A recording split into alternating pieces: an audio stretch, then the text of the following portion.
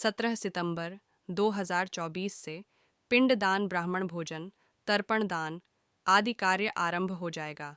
पितृपक्ष में तर्पण के अलावा कुछ खास पेढ़ों की पूजा और जल अर्पित जरूर करें, इससे पितर प्रसन्न होते हैं। पितृपक्ष की शुरुआत भाद्रपद माह के शुक्ल पक्ष की पूर्णिमा तिथि से होती है। पितृपक्ष को श्राद्ध के नाम से जाना जाता है। हिंदू धर्म में पितृपक्ष का विशेष महत्व है। श्राद्ध में पितरों को तर्पण और पिंडदान करने की परंपरा 3 पीढ़ियों से चली आ रही है। पितरों की मृत्यु की बरसी पर तर्पण और पिंडदान किया जाता है। पितरों का आर्ण तर्पण श्राद्ध से ही चुकाया जा सकता है। इस प्रकार हमारे पूर्वजों का उद्धार हो जाएगा। 17 सितंबर 2024 से पिंडदान, ब्राह्मण भोजन, तर्पण दान आदि कार्य आरंभ हो जाएगा। पितृपक्ष में तर्पण के अलावा कुछ खास पेढ़ों की पूजा और जल अर्पित जरूर करें, इससे पितर प्रसन्न होते हैं। और साथ ही अगर आप इन पेड़ों की पूजा भी करते ही तो पितृगण बहुत ही खुश हो जाते हैं और पूरे साल आपके ऊपर कृपा बरसाते रहते हैं। आपके जितने भी काम हैं वो बनते रहते हैं। तो चलिए अब बात करते हैं उन पेड़ों के बारे में।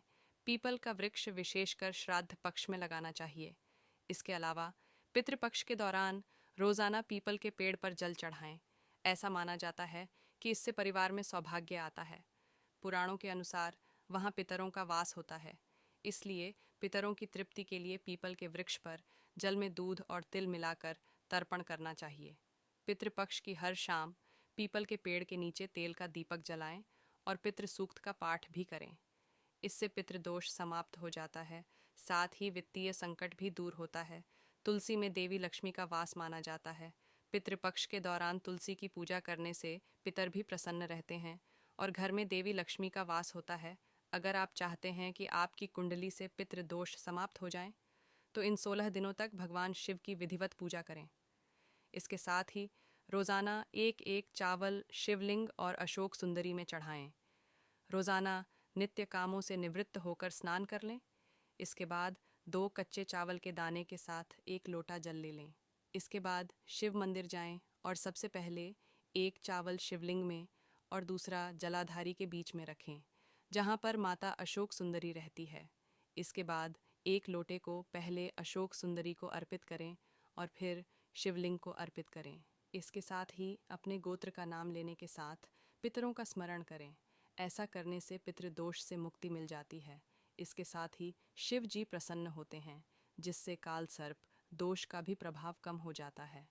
पितृदोष के हानिकारक प्रभावों से बचने के लिए 5 मुखी, 7 मुखी, 8 मुखी और 12 मुखी रुद्राक्ष धारण करें। यदि यह विकल्प नहीं है तो आप नवग्रह रुद्राक्ष माला भी पहन सकते हैं। पितृपक्ष के दौरान शाम के समय जल रखने वाले स्थान पर पितरों के नाम का दीपक जलाएं। ऐसा कहा जाता है कि इससे घर में सुख शांति बनी रहती है। हिंदू धर्म में पितृपक्ष का विशेष महत्व माना गया है।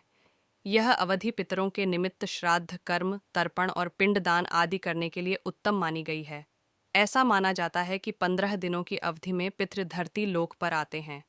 पितृपक्ष के दौरान कई तरह की सावधानियां बरतनी होती हैं, वरना भारी नुकसान झेलना पड़ता है। भाद्रपद पूर्णिमा से पितृपक्ष की शुरुआत मानी जाती है।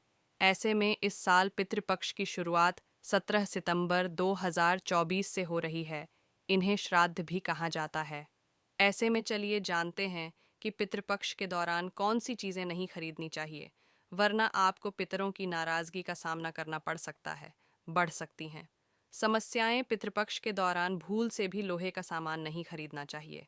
ऐसा माना जाता है कि पितृपक्ष में लोहे का सामान खरीदने से घर में नकारात्मक ऊर्जा बढ़ सकती है, जिस कारण व्यक्ति को कई तरह की समस्याओं का सामना करना पड़ता है। भूल से भी न खरीदें। ये चीज़ें पितृपक्ष में नए कपड़े या गहने आदि खरीदने के भी मनाही होती हैं। ऐसा करना बिल्कुल भी शुभ नहीं माना जाता। यह आपके पितरों की नाराज़गी का कारण बन सकता है। इसी के साथ नया वाहन या प्रॉपर्टी खरीदना भी पितृपक्ष के दौरान वर्जित माना जाता है। इन चीज़ों की भी है मनाही। ऐसा माना गया है कि पितृपक्ष के दौरान सरसों का तेल, झाड़ू और नमक खरीदने से व्यक्ति को त्रिदोष लग सकता है, जिस कारण व्यक्ति को कई तरह की समस्याओं का सामना करना पड़ता है। ऐसे में आपके ये सभी चीज़ें पितृपक्ष से पहले ही खरीद कर रख लेनी चाहिए। इन नियमों का ज़रूर रखें ध्यान। पितृपक्ष के दौरान कुछ मांस मदिरा से दूरी बनानी चाहिए। इस अवधि में लहसुन प्याज रहित सात्विक भोजन ही खाएं। साथ ही पितृपक्ष में ब्रह्मचर्य का पालन करना चाहिए। इसी के साथ अपने आसपास का माहौल भी सात्विक रखने का प्रयास करें। तुलसी के पत्ते को भोजन में शामिल करने से पवित्रता आती है और देवी देवताओं के भोग में इसके पत्ते को शामिल किया जाता है। ऐसे में अगर आप पितृपक्ष में पितरों के भोजन में तुलसी के पत्ते को शामिल करते हैं तो ऐसा करने से जातक के सभी तरह के दोष मिट जाते हैं और पितरों को मोक्ष की प्राप्ति होती है। पितृपक्ष में तुलसी के पौधे के पास एक कटोरी रखें और हथेली में गंगा जल लेकर इसे धीरे धीरे कटोरी में डालें। साथ ही सच्चे मन से पितरों को याद करें। पितरों के नाम का 5 से 7 बार जप करें। इसके पश्चात इस जल का पूरे घर छिड़काव करें। साथ ही पितृपक्ष में और भी बहुत सारी चीज़ें खरीदने के लोए माना किया गया है। उसके बाद भी अगर आपका उन चीज़ों को खरीदते हैं तो आपके ऊपर पितृदोष बढ़ जाता है।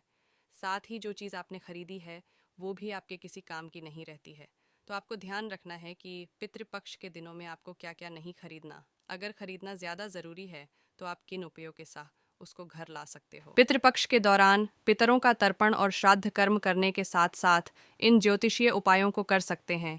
इससे पितृदोष के साथ साथ काल सर्प दोष से मुक्ति मिल सकती है। हिंदी पंचांग के अनुसार इस साल पितृपक्ष का आरंभ 17 सितंबर से आरंभ हो चुका है, जो 2 अक्टूबर को सर्व पितृ अमावस्या के साथ समाप्त होगा।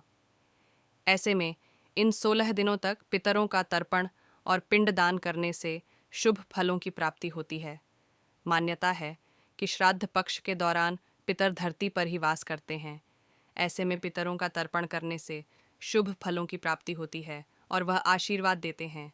और साथ ही हम बात करेंगे कि जिस पर भी पितृदोष लगा होता है उसको क्या हानि हो सकती है और उसका घर परिवार कैसे चलता है। और साथ ही बताया जाता है कि जिसके ऊपर ये दोष लगता है उसकी कभी उन्नति नहीं होती है। तो आज हम यही बात करेंगे कि आखिर कैसे पितृदोष से छुटकारा मिल सकता है और कौन से उपाय हमें करने होंगे।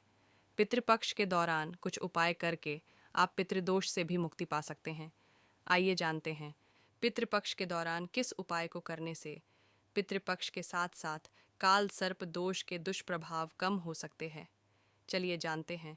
जिस जातक की कुंडली में पितृदोष होता है तो उसे ग्रहों की स्थिति गोचर दशाओं में किसी भी प्रकार का परिवर्तन होने से शुभ फलों की प्राप्ति नहीं होती है।